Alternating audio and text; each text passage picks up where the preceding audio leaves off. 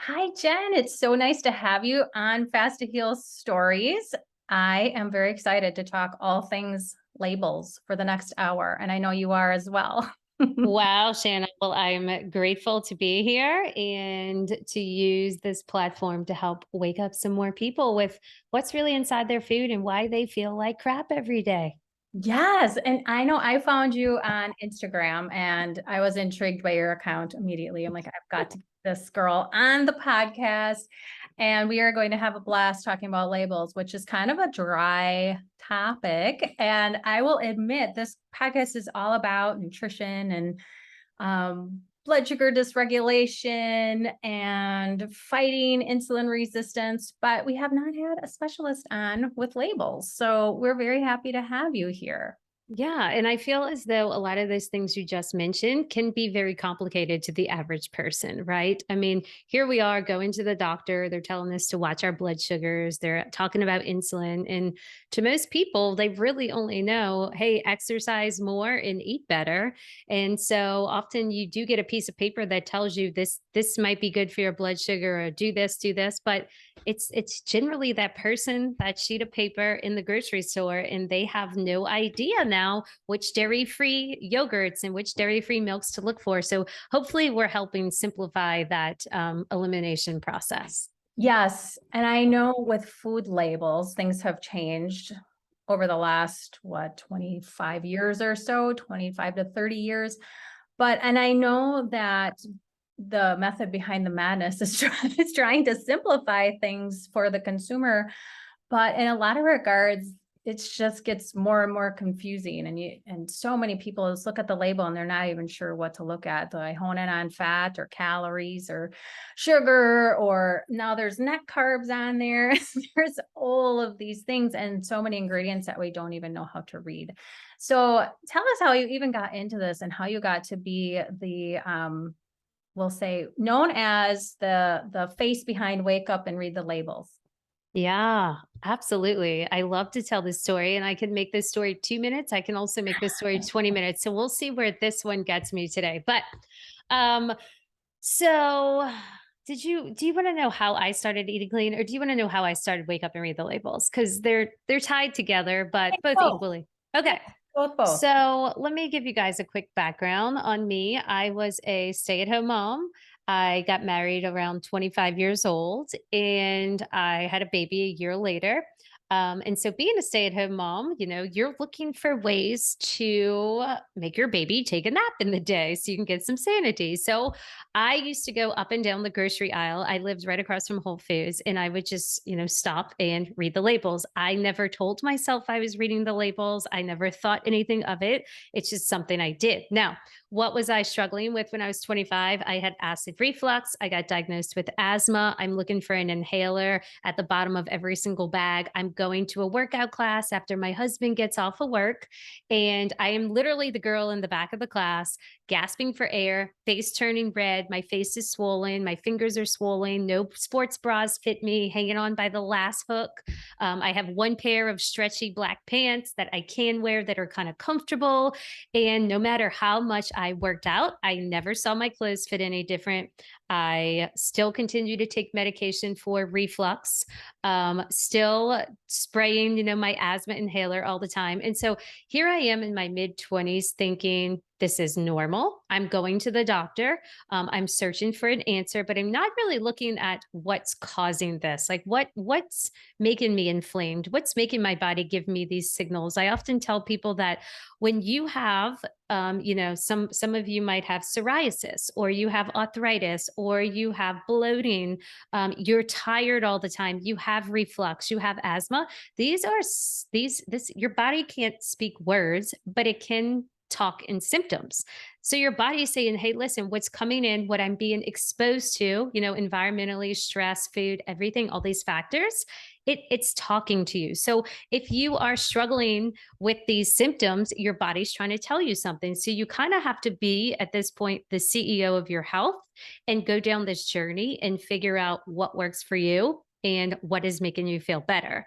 So as I'm struggling with, my skin breaking out, the asthma, the reflux, the bloating, my clothes don't fit, my self confidence, all of this, I read the label one day. I'm going home and I looked at it was Premier Protein, and I would love to pull it up here, but I mean, it has like 40 ingredients. And it's funny because if you read Premier Protein on the front, it'll say, only 90 calories, 0 grams of added sugar, non GMO, all these kind of seal of approvals that condition us to believe that we're eating something healthy.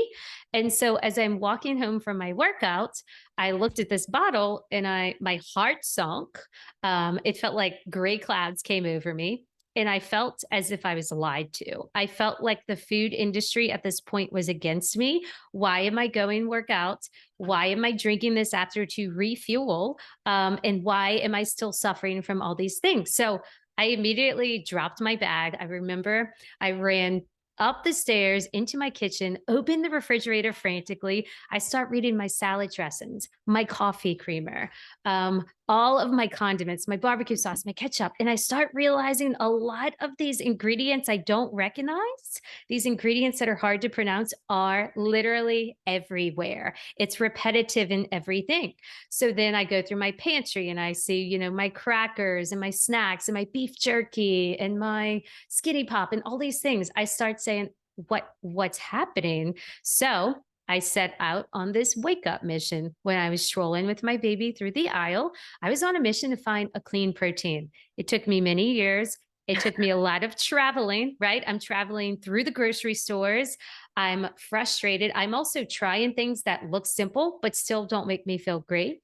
I can tell you that it's taken 5, 6, 7 years to figure out the clean protein, cookies, crackers, condiments, milks. I mean, every single food group. But once I did figure it out, my menu used to be restricted and now my menu has expanded. And when that happened, got off of reflux, no more asthma. My body changed. I mean, super quick. The inflammation went away. My endurance in my classes got really, really good. In fact, I went up to the owner and said, "Hey, look, I want to try out to be a spin instructor."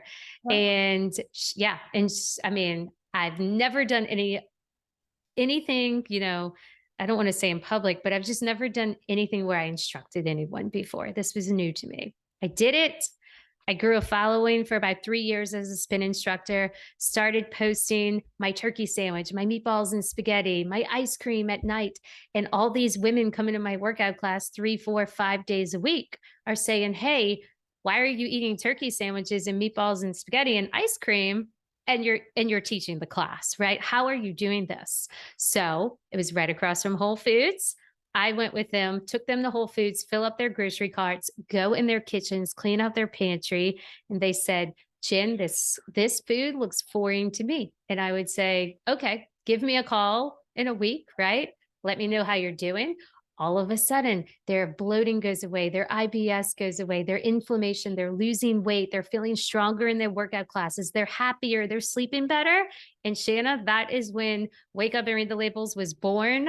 I went to FedEx and made like printouts of which oils you should be buying, flours, sweeteners. And I started private coaching, group coaching. Now I'm in an online course to serve more people. I love that so much. I mean, Yeah. you found a pain point and you solved it. And it's a pain point for just about everybody because while it would be ideal for us to all grow our own food in our own garden and shoot our own wild animals and only eat what we know Yeah. to be one ingredient foods, it's just not feasible for everybody every day. And I'm in this field right there with you, and I'm always trying to encourage my clients, like, one food ingredients as much as you can, focus on those foods. But at the end of the day, like, my refrigerator gets emptied out just like everybody else's, and it's like I have 3 teenagers and my own business, and things get busy. So sometimes we have to just say, okay, sometimes packaged foods are going to be okay.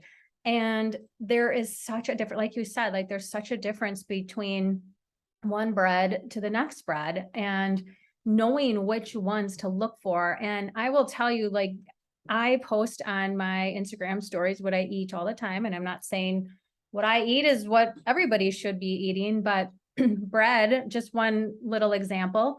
Sometimes I'll eat like base culture keto bread with fried Yep. eggs in it and some fruit.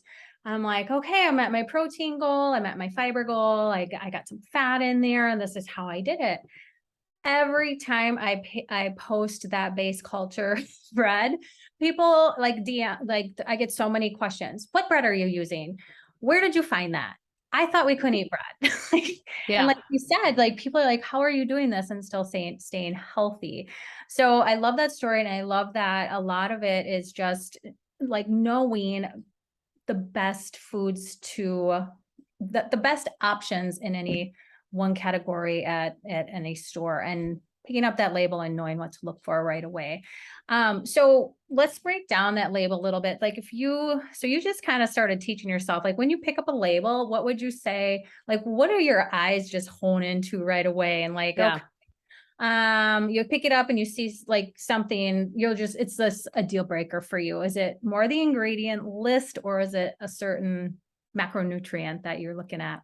I would say more of the ingredient list. I definitely honed in on like getting specific of what's a yes and what's a no. But for starters, I mean, the objective here is, hey, do you recognize an ingredient? So if you are eating things with tons of ingredients you can't even pronounce, meaning they're strictly chemicals, they're additives, they're artificial things, well, that is indication it's not a clean product. And so your body, when you put ingredients your body cannot recognize, basically what's happening is on an easy kind of like spotlight for most people to absorb is, listen, you put something your body doesn't recognize, all of a sudden your body and your gut says, oh my gosh, what is this? It starts freaking out, it bloats, it doesn't know how to digest it. Now you're constipated, or maybe you're going to the bathroom more, it's giving you a headache, it's making your skin break out. Like your body is basically reacting to what you gave it, aka a leaky gut. Right now, if you're eating ingredients you can recognize, well, now all of a sudden your body says,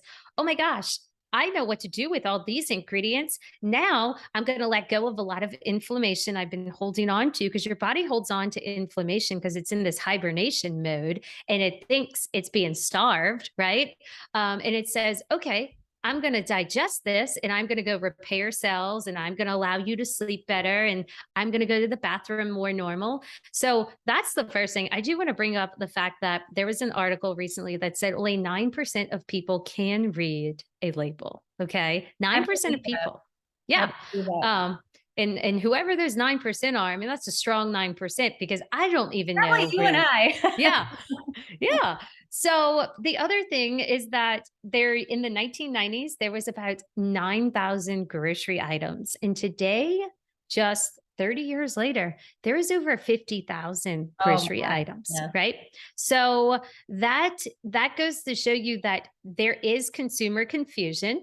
That also goes to show you that when you post base culture, people almost feel like they have engaged in a secret. They see you Yeah. post that, they see you live in this beautiful life, you look healthy, and they say, why don't I know about base culture? The reason people don't know about base culture, the reason people don't know about Lovebird cereal and all these clean brands is because they don't have the funding to compete with the monsters who monopolize the food industry. So a lot of people, there's something called, have you ever heard of bimbo bakeries? I haven't. Okay, so Bimbo Bakeries is a monster of a company. I want to say they own 90, 99, or 90% of all the breads in America. They're based out of Mexico. They Oh, own Thomas Bagels, they own Sara Lee, they own Ballpark Buns and Rolls, they own Bo Boli, the Italian pizza crust. They own, let's see, what else would people know here? The Ore-Ida or Oro wheat, brown berry. So what I'm trying to say is they have the funding to go after these people who are creating ethical, clean brands and kind of stomp them out. Okay, first of all, if they can get in, they can't afford the shelf with, 10 different slots on the eye level, on the end cap. They can't afford to get sponsored by the NFL like Gatorade does, or Beyond Meat has Kim Kardashian. All of these tactics that the big food has with their food lobbyists in Congress. Small companies can't compete. And unfortunately, you are what you eat, and America is sick. Our food is toxic, and we're all eating the same things. So if you are reading your labels, make sure you recognize every ingredient. That's the first step. The second step, you're going to notice, even when you can recognize the ingredients, you're going to see things like canola oil. You're going to see sunflower oil, safflower oil, grapeseed oil, vegetable oil. They all sound vegan and healthy, but they're not. They're a refined seed oil that applies super high heat in order to extract it. And then you're left with all the omega 3s going goodbye, and it's a raise of omega 6s. America has too many omega 6s in our diet, the modern diet. And so, if there's one ingredient America could eliminate, let's forget about the fake stuff. Let's just eliminate canola oil and sunflower oil and vegetable oil. I swear our health would be so much better. Oh, for sure. And I preach that all the time on the podcast and my It's courses, like get rid of the seed oils. And the hard part, the struggle with the seed oils, it's one thing to pick up your labels. And like you said, it's in just about everything, like the rancid oils, the sugar, the wheat flour. I mean, it's mm, hard to find many processed products that don't have one of those in there.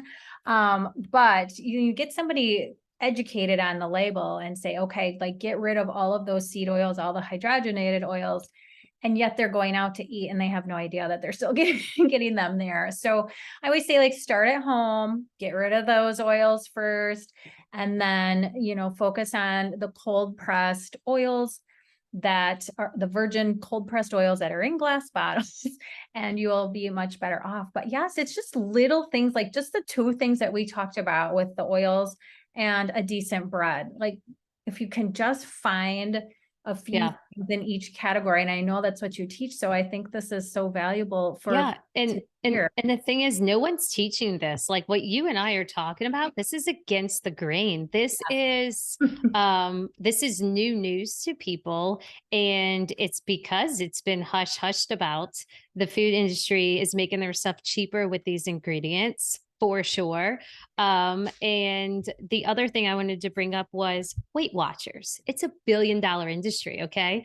How many more diets do we need for people to step back and say, hey, look, diets aren't really working. It's not sustainable. But I go to Weight Watchers website and look at their recipes, and they're asking, or their recipe calls for canola oil, literally. And I say, how can this $1 billion industry not have anyone on their team saying, hey, you guys, we might want to switch to extra virgin olive oil or avocado oil at this point because canola oil is not healthy. And so it's just mind blowing that what we're talking about is it. People really have to learn grassroots style because, for example, I was trying to get in, I think, the Home and Garden magazine last year with a PR company, and they found out what I did and they were very intrigued, and I sat down with the team on Zooms and like, "Oh, we love this. We love this." And then I'm like, "All right, so I will make a post about why canola oil is not really healthy, right?" Then they start backing up their tracks going, "Wait a second. All of our sponsors have products that have canola oil. We can't do this. Like we can't put Aunt Jemima down, or we can't put, bunny bread down because they have these ingredients you're talking about." So a lot of this media we're all seeing, and even it's everywhere, and it's conditioning us to believe what is healthy. And people have to wake up, read their labels, and really investigate what they're eating at this point. There is so much behind it and so much behind food labeling and all the products that are in the grocery store. It's mind-boggling. Like it's mind It blowing. is. And I mean, it's driven by money at the end of the day. And people like you and I, like you said, we're against the grain. Big food does not like people like us. And Uh-uh. we're like targets for a lot of people. And sometimes I like my Instagram account was hacked at the end of July when I was like growing like crazy. I'm like, like it just makes you wonder, like, what's behind that? And was I targeted purposely or was it just random? And I don't like to Yeah. think it was random, but Yeah. maybe it was. So You got to get you a two-factor authentication. oh, Do you I have had that? all that on. Oh, yes, I had Oh, it all okay. on, and it's still, yeah, it Yeah. was, it was a big thorn in my side, that's for sure. But I did recover my account. Good. Here I Good am news. doing more nutrition news. Amazing. And now I'm spreading out the news and other outlets as well. So I find it interesting that so how long did you struggle with asthma? Oh, I would say 8 years. 8 years. Okay. So like teenager. It's like, No, this all came about when I got pregnant with my second son. oh, okay. I thought you said you were 25. Was you 25 when you were First, diagnosed? nope, Oh, first kid was 25. Yep. And oh, then I gotcha. had a kid 2 years later. That's when I had gotten diagnosed. But I Okay. did have the reflux and the weight was an issue. Lots of things, Okay. inflammation. Okay, because I work with a lot of clients who, they have to, when they meet with me, they have to put all their, past medical history, and a lot of them have asthma. And I always say, Mhm. like, well, this protocol is going to help you, and we're going to, clean up your food, and you're not metabolizing Uh-oh, you froze. carbohydrate. Did, are you What still was here? that? Yes, you Okay. froze. We're Um, back in business. all right. So anyway, they said, like, you're not metabolizing carbohydrates Froze well. again. Oh, shoot. Yeah. I feel like it's her, but it could be me. I can see you and hear you just fine. It's weird. You're freezing. Huh. Let me, it shows I have a full signal, but Same. okay. And there's nobody else at my house on it, and it's like beautiful weather. So hopefully it was just a glitch. Are you hearing me now? Okay. Yeah, but it Okay. keeps freezing. Okay. Seth, are Okay. you and Sarah on cottage? Would that bother? I could what? Okay, let's try it again. You were getting all of your clients off of asthma medication, right? Or you noticed they were prescribed asthma medication. They were on asthma and they never saw a connection between asthma and nutrition, like never. And I always say, you're not metabolizing carbohydrates, like you're not metabolically well. Once Yeah. you start to reverse that and clean things up, your asthma should improve. And they're always like, wait, how? Like, I thought this was more environmental or just more of, me of having a reaction or not having great lungs. And Yep. always very taken aback. Like, GI stuff is a little more obvious, I think, but the asthma, like people just don't put that together. Yeah, and something that helped me that could potentially help someone listening at first, before I changed all of my diet, I was just incorporating apple cider vinegar in my water. And I think I was doing about 3 tablespoons. So, like one in the morning in a big cup of water, one for lunch, one for dinner. And that helped a lot of the reflux slash asthma symptoms for sure. Yeah, very interesting. It's so connected. It's so connected. Yeah. Um, all right. So if you pick, like, can you give us just a couple of ingredients that if you picked up a label, I mean, we talked about the seed oils, but like, what's like a total deal breaker for you that you like, I'm not putting that in my body? Oh, I guess total deal breakers that people know. Like we can get into the crazy ingredients, but I would say wheat flour, canola oil, and soy. Any soy. Soy is one of the most GMO crops, number one. And I find when people go gluten free, but they're still consuming soy, they never actually heal their gut and feel their optimal, meaning soy can be recognized on a molecular level the same as wheat. Yeah. And I think it's like oats are similar. There's the composition is so similar. And like you Oh, said, yeah. Oats, highly, that's mine. That yeah. oats are mind blowing to people. And so again, I try to like simplify things as opposed to telling them, here's why you should really avoid oats. Why should one avoid oats is I say, what happens to oats when you put them in water? They expand. So your belly does expand. You do get bloated. But another situation is most oats are sprayed with glyphosate, which is a pesticide, which has all kinds of lists of studies of things that can go wrong with that. But also oats has phytic acid, which is an anti-nutrient. And so when someone is trying to heal their gut, I tell them this, think about your gut, being what it is, and it has little holes in it. And that's how your body gets the nutrients and the vitamins when your food goes through it. Well, when you have big holes, it's because you're eating a bunch of ingredients it doesn't like that's disrupting it, toxins, pesticides. And also that phytic acid, that anti-nutrient, it's not allowing your body to get the nutrition it needs. So your holes are really big, and that's what makes you bloat. And that's what gives you the leaky gut syndrome. Now, when you start eating healing foods, foods that, are meant to go in your body and make you feel good, well, now these holes, they contract, they get smaller. So not as many pesticides leak through, and not as many toxins come through. So when you're eating oats, you are putting that anti-nutrients, making your belly bloat more. It's making those holes expand. And so I think once someone does get a healed gut, then they can teeter totter of, let me try the oatmeal. You do want to make sure it's sprouted. It's going to be easier to digest. And it's going to be more nutritious. You also want to make sure it's organic so that you don't get that risk of pesticides in your oats. But when you're eating that, well, now you can see, oh my gosh, does this make me bloat? Does this make me go to the bathroom? Does this make me feel bad? Right. Another one that I have to say, which is super controversial, is stevia. Okay. All day. Do not eat stevia. Okay.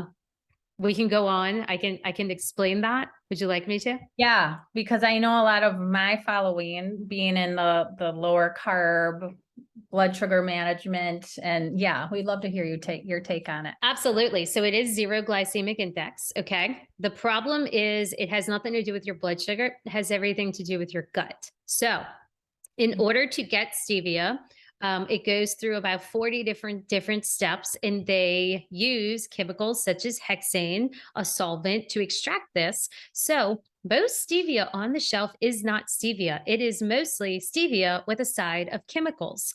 It is a gut disruptor. Now, I used to, because of blood sugar, I would tell my clients, stevia is good. Stevia is good. I had a client, her name was Maddie. She's about 25 years old. She was getting ready to get married, and she started eating clean. And about 6 weeks into clean eating, she's lost weight, feels amazing. Everything's going well. But she sat down and said, Jen, I am constipated. I go to the bathroom like every 10 days. And I'm thinking, why didn't you tell me this before? Right? This sounds like a problem. She's had colonoscopies, she's had scopes, she's on medications. It's painful to go to the bathroom. So I said, okay, you're feeling all these really good things from eating clean. There has to be something that you're eating that's not clean. So I said, Maddie, take me through your day. And so she took me through her day, and I wrote it, and I saw stevia at the top. And I said, you know what? How about we get rid of stevia and you use either monk fruit or honey, if you can do that, and let's see how you feel. The next morning, no stevia in the coffee, went to the bathroom perfectly fine. Wow.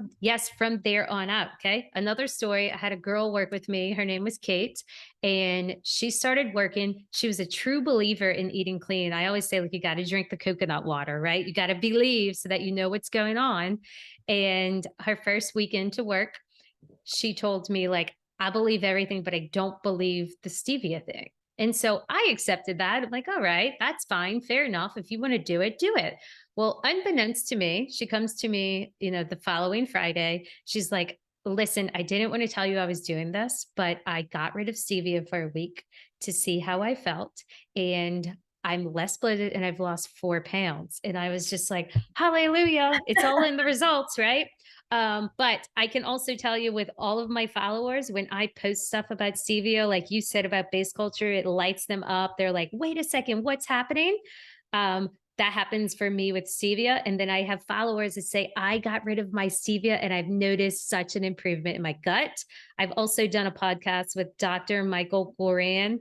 It is called Sugar Proof Kids. And he studied the effects of sweeteners or sugars on kids and adolescents, but he too says that he would never recommend stevia because of all the chemicals in it. And it sucks, but it disrupts your gut. Yeah, yeah. I know at the end of the day, and N is one, right? It's like maybe you're able to tolerate some, but it's still processed at the end of the day. So if you're trying to be as clean as possible, and maybe you can use it as a stepping stone to like get off your Coke. Like if you're drinking 6 regular sodas and then transition to diet soda, which is still has a lot of chemicals in it, and then maybe transition to a Zevia soda that has stevia and less chemicals, and then eventually getting off altogether.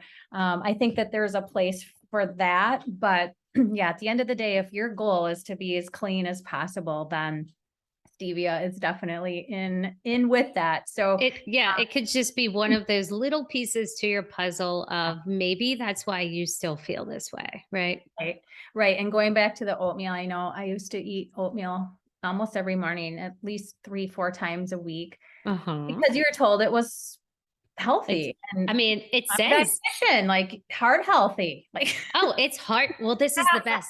On the bottle, it says, or on the packaging, it says heart healthy and it says lowers cholesterol. yes. So I get this a lot from people. They say, well, my doctor told me to eat this to lower cholesterol. Okay. And I say, well, if you eat clean, if you eat good, your cholesterol will take care of itself. The issue is people are eating things their body don't like and they're trying to compensate it with that little bit of oatmeal in the morning. Yes, or adding things to it, or it's inflammatory for your body, which it clearly was for me because I would get so bloated by lunchtime I could barely snap my pants. And I'm like, I don't get this. Like it's just oatmeal. And I was putting peanut butter in it too, which is also processed.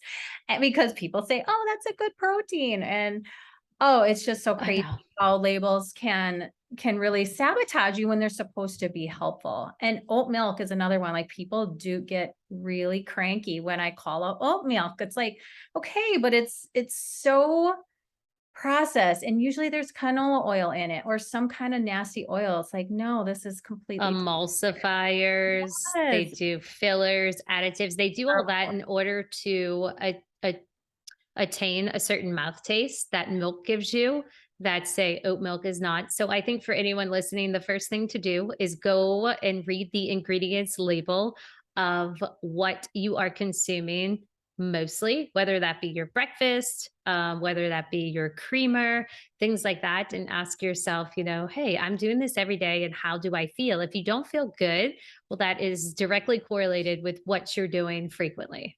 Yeah. This next question might be kind of tough, but we were talking about kids and how kids are just getting exposed to a lot more unhealthy ingredients than they used to be. And I have 3 teenagers and we don't have a lot of those products in our house at all. And my boys especially I think are afraid of being perceived as the healthy ones or my youngest one will come and tell me, oh, every time I take something out of my lunchbox everybody's, oh, is that organic? Like, does your mom know that that's in there? And they're older. I think when they were little you pack their lunch, they just ate what was in there and nobody really said much to them. But then it's like middle school comes and high school comes, and then my older son is now driving and like he has had severe GI issues in the past. It's like I've educated him, but there's almost some rebellion there too. And I'm like, okay, well, I control as much as I can at home. There's such a fine line between being crazy mom and allowing a little bit in there, which I don't even There want to is. allow a little bit of so many things because Yeah. you know how damaging they are. But do you have any tips for parents? I know this is such a tough subject and I get a lot of questions about this too. Oh, me too. For like kid buy-in, like I feel like for me, like my kids know for the most part, like they know, like, ooh, there's food dyes in there, mom. Don't, Yep. like, Yep. or my youngest, I know he gets headaches from red food dye. We have linked it so many times. Like at the end of the day, he's had a headache. I'm like, well, did you have some cookie with some red frosting somewhere, or did you drink a sports drink with red or that was red or purple? And I can always link it back, but it's so tough as a parent to get kids to buy into this. Do you have any tips that you offer or what to do as far as trying to get your kids to be on board? Absolutely. Well, first, Shanna, I would love for my kids to meet you so they know there are other people out there like Right? me.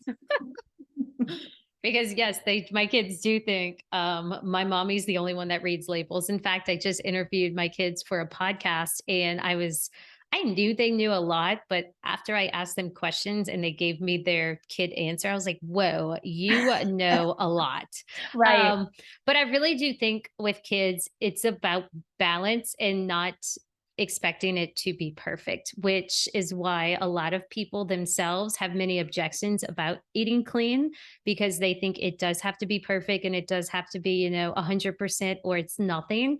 And it really it doesn't need to be. Because if you think about it, everybody eats, right? We're all going to the grocery, we're all getting takeout, we're all going to restaurants. And so we're all living this busy life. We still have to eat 7 dinners a week. So if you can have 2 clean dinners, well, now you've just made, 2 days out of 7 better than it was. Or I say, if you can introduce one thing, not even introduce, but first of all, let me back it up. My mom always says, it's very true. I believe it now that I'm older with my own kids, but kids don't listen to what you say, but they do listen to what you do. Meaning history repeats itself. Like generations never fail to emulate their older generations, right? It's really hard cycle to break. And so, yes, it has been really hard for my husband and I to do this. My family always said we're eating freak food. They're all on board now, but it took many, many years. Um, how I approach it with my clients is I say, start with you. You bring the foods in. Maybe your child wants to try a cracker. Maybe they want to try a chip. Maybe they want a bite of your waffle and you treat it like nothing else. Sure, here, you want a bite? They say, oh, that's really good. Then I say, write that down and bring that back in the house and put it on repeat. Or if you're going to make tacos, then you're getting better quality meat through education. You're getting better spices through education. Now you're doing, tomatoes and guac and I don't know, a side of fruit and give the kids their tortilla and you get yours. Now you've only made one meal and you didn't put that stress on them that, like, hey, you need to eat the cassava tortilla or the almond flour tortilla, but they're getting better meat and they're getting better season. And so when you can make these little changes, then you're giving 5% cleaner in there a week. And then it adds up over time. My kids, especially, they do get a clean breakfast and they get majority of clean dinners. Now, they do go to grandma's for bunny bread French toast with Circle K or Walgreens milk. They also go to McDonald's and play bingo and recognize the McDonald's drive-through lady in the bingo hall. They do eat school lunch every day, which isn't perfect. So my kids are very aware of what food makes them feel like. And they're also very aware when something is clean or not clean. And I just feel like giving them the empowerment and the education. Not, I don't sit them down and tell them. It's just they hear me talk about it, right? It's the conversation at the table. The other thing is I've had a client, well, she was actually a prospective client. She was doing a consult with one of my food coaches, and she asked them, hey, I'm scared to start eating clean because I think I might give my child an eating disorder. And Yes, I've so, heard that, or people have commented about some of my things on my, like, yeah, you're setting your kids up for eating disorders. I'm like, oh, by giving them good food, like yeah, it yeah, yeah. really just like stabs you in the heart. Well, yeah. So when my food coach didn't know how to respond, she's like, what do I say to this? And so I said, I need to think about the right thing to say. And so truthfully, it took me about 3 hours. It sat with me. And I thought, you know what? If you don't teach your child this, society is going to teach a child the wrong way. And those are the eating disorders, the calories. Why am I eating low calories? Why am I exercising? Why am I counting my carbs and all these things? And it's not really working for me. So the problem is that this system already exists. And especially girls, we fall into this trap and we've been doing it for a very long time. So again, you have to go against the grain. You have to get the blinders off that the food industry has put on, discover what's really happening, and be able to overcome the food industry choices, recognize the food industry as being a liar, recognize that they are conditioning us to believe that non-GMO and 0 grams of carbs means that it's healthy when it's really not. So I think, yeah, that's it. Very Like, well said. And I've said okay. so much of the same thing. And I say, like, the best teacher, like, I teach, and my kids, they're older, but they're on Instagram. And I feel like they learn more from my Instagram page and my stories than what they actually ask me about. I'm So and I'm sure. fine with that. I'm like, hey, if that's how you want to learn, where it's not me like like spewing at you. If you want to learn from there, that's great. And my daughter, who's now out of our house, she eats so well. And she tells me, oh, I eat better than 99% of the college kids here. And I'm like, okay, then I did my job. Win. Yeah. I teach you when you're in my house. Yeah. And then after you leave, it's not up to me anymore. But they have learned like A equals B.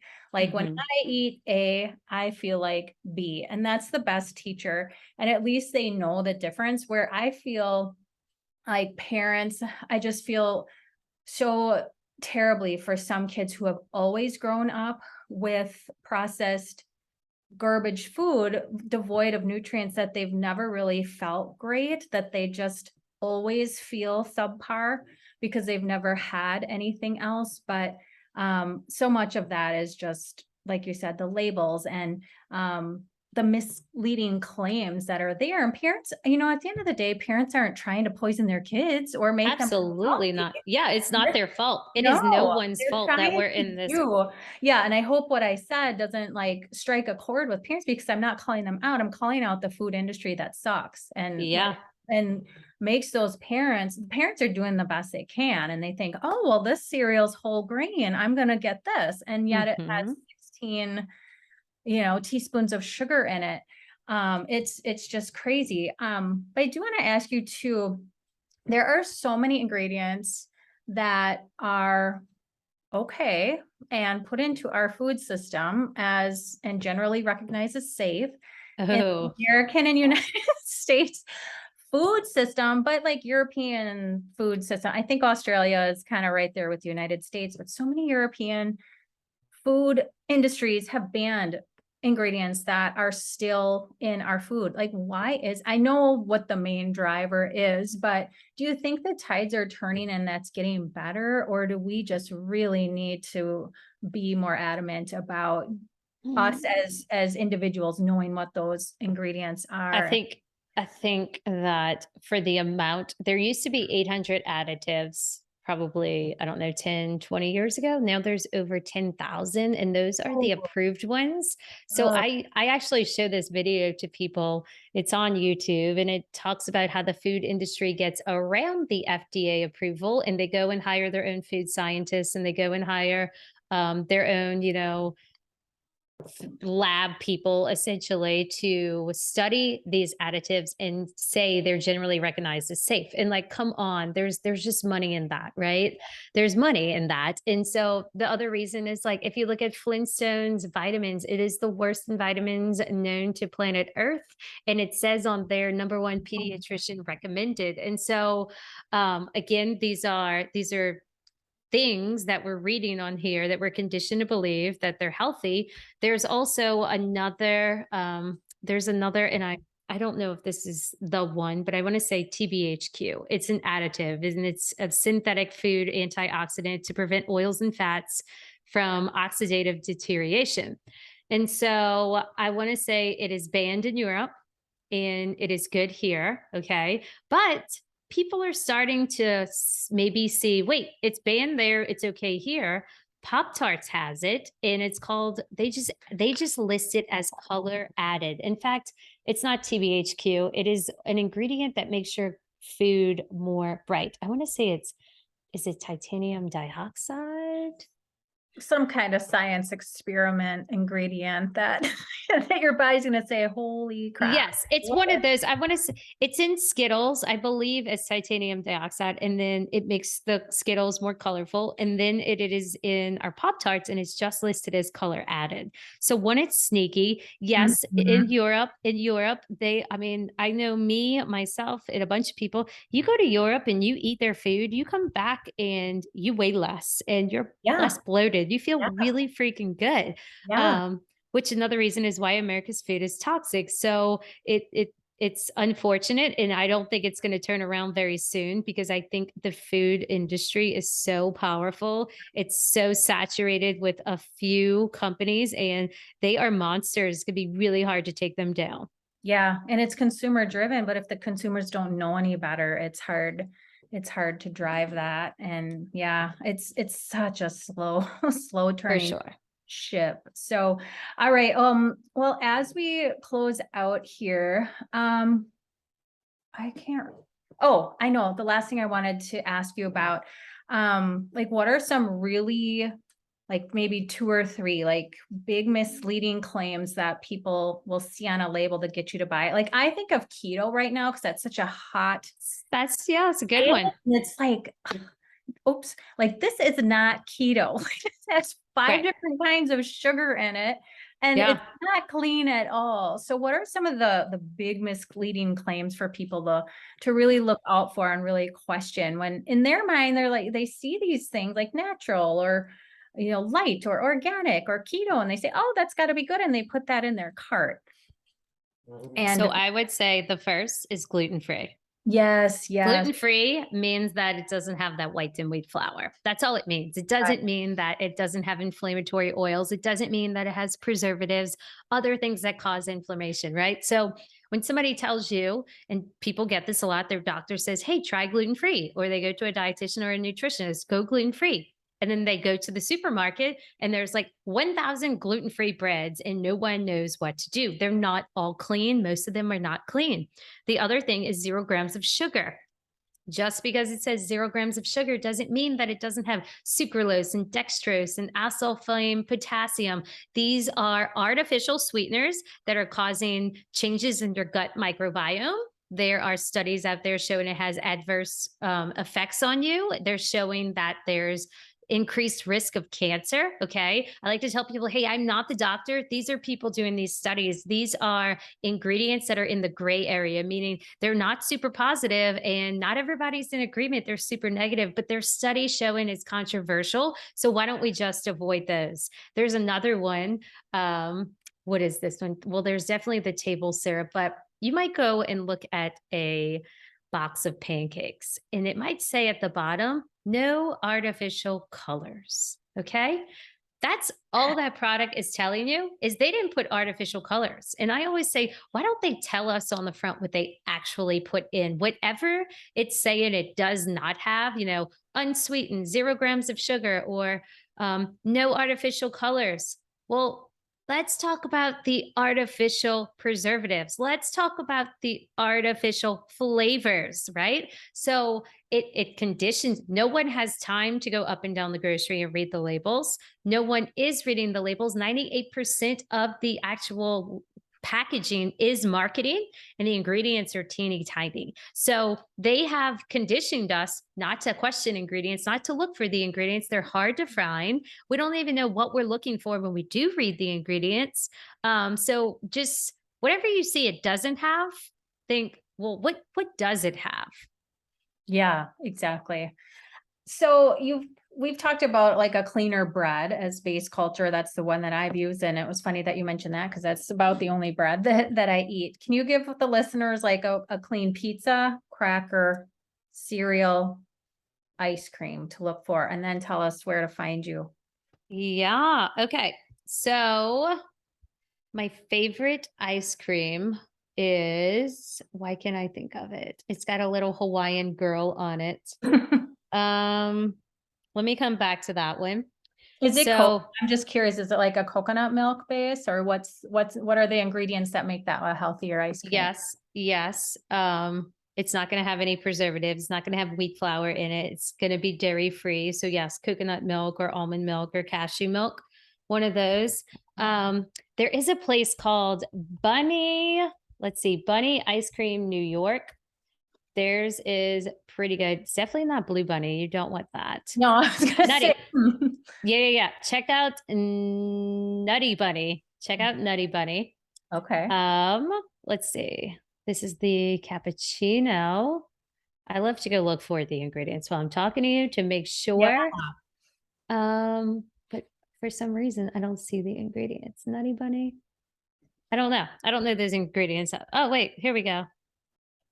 Like I'm like, come on, give me the ingredients, people. Daily dose of chocolate. Yeah, this one's, I mean, comparatively, it's cashew milk, coconut milk, almond milk. It does have cane sugar, which is going to be hard to avoid in a lot of ice creams unless you make your own coconut oil, vanilla extract, sea salt. And then it's got the gum acacia. and Largum, which again, there are probably cleaner ones, but that's going to be cleaner than most. I kind of scale things, Yeah, yeah. A, B, C. Yep. Um, that's that cereal. I will shout it from the rooftop forever. Lovebird cereal. You should also go listen to his story. He worked in the marketing department of Yoplait and of General Mills, and he's got great stuff to Okay. tell about, yes, things they put in the food to get the consumer to eat more, to get their, Lovebird. yep, Lovebird. Lovebird Yep, cereal. never tried it. My kids are always on me. We're the only house in America with no cereal, mom. So I'm Oh gonna my go gosh. So check it out. my kids love the unsweetened, and we put honey on top and cut up bananas. My favorite pizza is probably the Simple Mills pizza in a box. You kind of form it your own, make little personal pan pizzas. Um, and then for all the listeners, if you want to know 3 common foods that are killing your energy and ruining your day, go to freemorningguide.com. That has a clean bagel, a clean protein, and a clean milk. And that'll get you into our newsletter list as well. We send about 2 to 3 emails a week. And we have a podcast, Wake Up and Read the Labels. And also, my biggest platform is Instagram at Wake Up and Read the Labels. Yes. Oh my gosh. Her Instagram account is awesome. And you do a Thank lot of you. videos and video teaching and looking at, products from the grocery store. Cause I think that's what people love because they're in the grocery store, they're Yeah. looking, they're like, I have 1,000 salad dressings to choose from right here. I have no idea. And so when you can just walk them through with a quick video of all of the different products, they love that. And I know, tell us about your course also. Oh, yeah. So I have an online course called Clean Eating Academy, and it basically has 185 modules in it. It Oh, shows wow. you, oh, yeah, girl, this is the real deal. I call it like it's the Bible of clean eating. But I mean, we have over 1,000 clean product swaps. You can get the product swaps on your phone on an app as well. We have a support group. So if you're at the grocery, you can take a picture of a product, ask us if it's clean. We post recipes. There's recipes inside. If you're going to eat sushi, Vietnamese, American, Mexican, you click on that link. It shows you how to read the menu, how to order off the menu, tells you how to travel, how to froth your coffee, how to get the family on board, snacks, you name it, it's in there. I love it. Yeah. Hands on America. That's what we love. And worldwide, I should say. So Yeah. I'm sure I could sit and talk to you for a couple more hours and just ask you so many questions about food labels, not only food labels, but just understanding how the food industry works. I think if you can wrap your head around that, and, I hate to sound like I'm demonizing every single thing, but like you said, there are some huge conglomerates that own so much and don't care about our health. And they're, if we can hone in on those little guys who are really trying to get us into better health and know what those products are and what the ingredients are, we will be doing ourselves a huge service. So I thank you for your work. It was so fun to interview you and all of your positivity. And I hope a lot of people take advantage of what you're doing. Thanks so much, Shanna. Thanks for having me on, and I appreciate it. And I know you're helping people too. So here we go. Let's do it. Let's do it.